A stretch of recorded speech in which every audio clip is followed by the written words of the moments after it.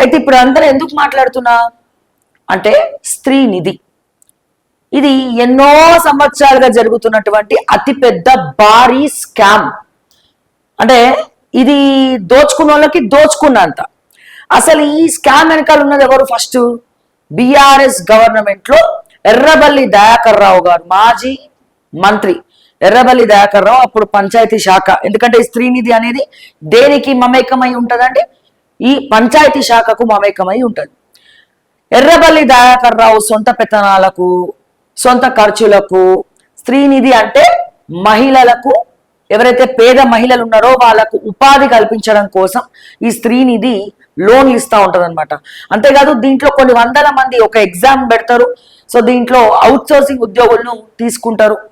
కానీ దీనికి ఉన్నటువంటి ఒక ఆఫీసర్, రిటైర్ అయినటువంటి ఆఫీసరు, ఓకే, ఆ మహాన్ భావుడు ఏంది, వైఎస్ రాజశేఖర రెడ్డి గారి హయాంలా ఈ స్త్రీనిధిని అద్భుతంగా తీర్చిదిద్దారు నాయన అని 2009వ సంవత్సరం, అంతేనా, 2009వ సంవత్సరంలో ఈయనను తీసుకొచ్చి పెట్టిండు. పేనుకు పెత్తనం ఇస్తే ఏం చేస్తుంది, తలంతా గొరిగినట్టు ఈ పేను ఏం చేస్తుంది అంటే ఆయన తల మాత్రమే కాదు అందరి తలలు కూడా గొరుగుతా ఉంటాడు అన్నట్టు, అందులో స్పెషాలిటీ. సో ఈయన ఎట్లా పడితే అట్లా ఉద్యోగులు ప్రశ్నిస్తే, మాట్లాడితే, ఆయనకి వ్యతిరేక కార్యక్రమాలు చేస్తే నోటీస్ పీరియడ్ కూడా ఇవ్వకుండా ఉద్యోగాల్లోకి వెళ్ళి తీసి పడేస్తాడు అవతల.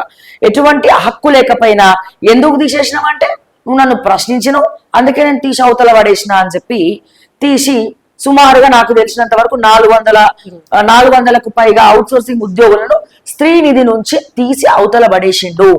కానీ కేసీఆర్ కి చీమ గుట్టినట్టు లేదు, రేవంత్ రెడ్డికి చీమ గుట్టినట్టు లేదు, ఎవరికి చీమలు దోమలు గుట్టినట్టు కూడా లేదు.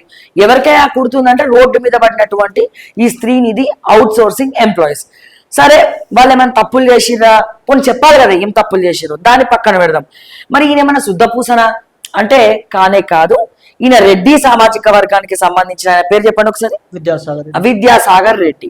ఈ విద్యాసాగర్ రెడ్డి తమ్ముడు చంద్రశేఖర్ రెడ్డి ఇప్పుడు ఆర్టీఐ కమిషనర్. ఆయనే మన పుణ్య పురుషుడు ఆర్టీఐ కమిషనర్. మొన్న వేసింది కదా రేవంత్ అన్న, అంతకుముందు రేవంత్ రెడ్డి పేషీలో కూడా వేసిండు ఆయన.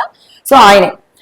సో ఏం చేస్తాడు ఈయన, ఈ ఎర్రబల్లి దయాకర్ రావు పొలిటికల్ కార్యక్రమాలకు, పొలిటికల్ గా ప్రైవేట్ ప్రోగ్రామ్స్ కు స్త్రీనిధి అంటే మహిళలకు అప్పియాలి, వసూలు చేసి ఇంట్రెస్ట్ లేకుండా వసూలు చేసి మళ్ళీ రికవరీ చేసుకోవాలి. దీంట్లో అవుట్ సోర్సింగ్ వాళ్ళే ఉద్యోగాలకు ఇస్తారు.